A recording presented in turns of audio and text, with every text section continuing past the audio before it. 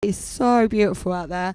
As you can probably see through the window, it is busy. The sun has brought out the people, and it's also brought out the one and only Mighty Mouse.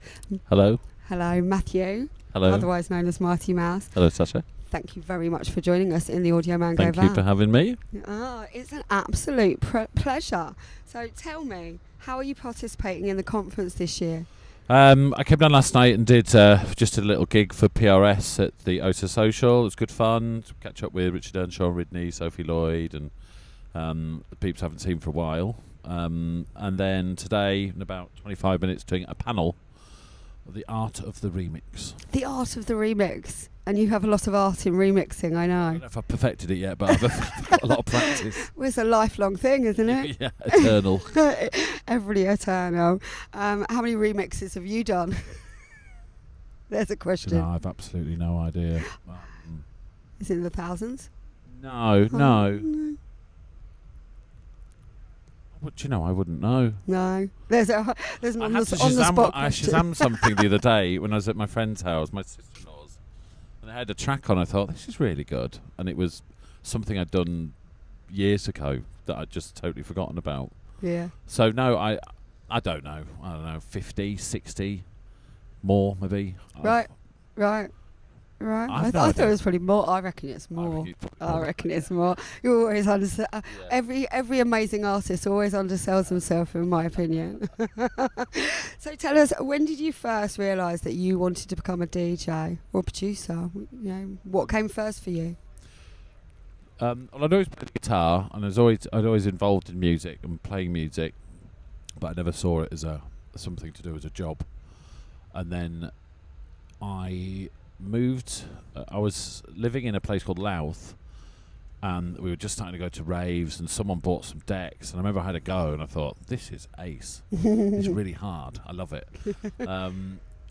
Just trying to beat match. And then we moved to London, and a room became spare, and it was the guy that had the flat was a DJ, and then I moved in there, and just started playing on his decks, and I just got addicted.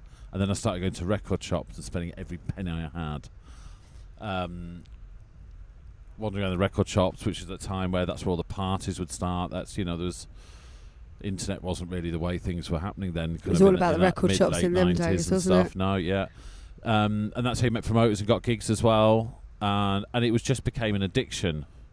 I couldn't think of not doing it. Yeah. It didn't take long. And then I thought I just want to be a DJ, and it just took a while. There were ups and downs and moments of it not working and no gigs, and what am I playing? Do I like what I'm playing? And then production, really finding your sound. And it was at the time I was always quite a techie person, but I never really learned the software particularly. I did some tracks for a friend of mine, Chris, but there's always an engineer doing it.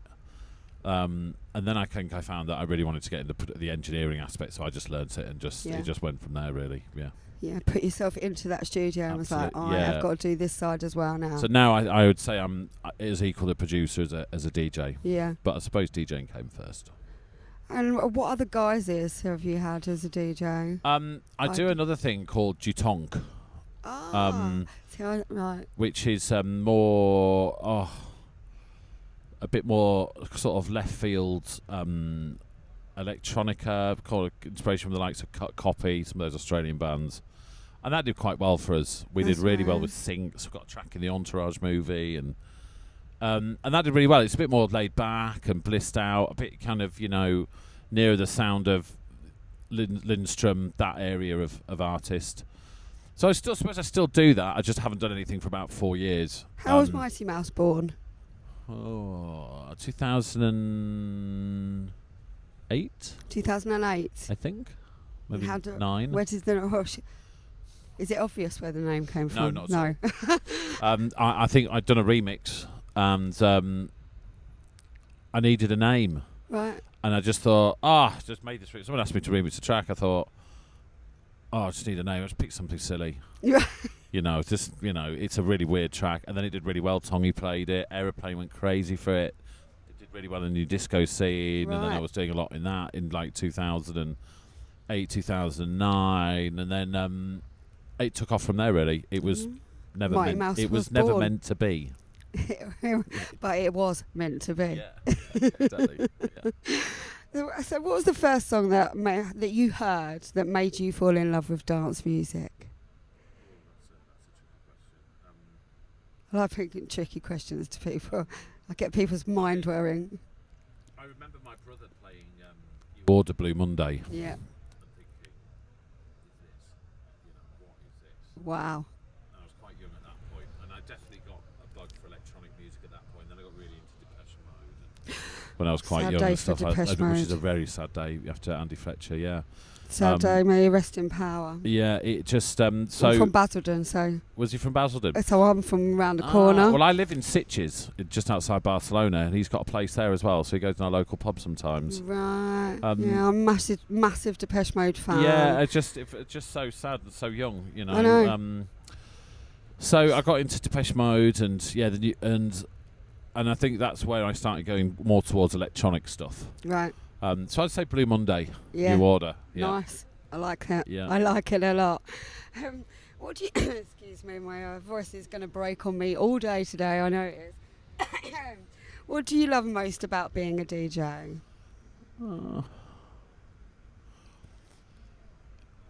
Playing new music would probably be the thing, or not necessarily new music, just because I play a lot of disco, which is old. But I rehash a lot of it and rework a lot of it, constantly redo it. You know, I could have a Herbie Hancock track, and you know, I can't remember the name of it now. I was just thinking of it earlier. But I'm on about version 4 of it, because I think, oh no, I'll change it around again and I'll do it this time. Another tweak. Yeah, I love getting new music and playing new music. That's the real buzz. You know, stuff you haven't played before. But just making people dance, watching people, it's just the most wonderful feeling. I've never really been in it for the fame aspect of it, you know, the Instagrammy DJ. It's just I've never been interested in that. I just like playing records. It's not about the music, is it? I just like, even at home, I just like playing records. Yeah.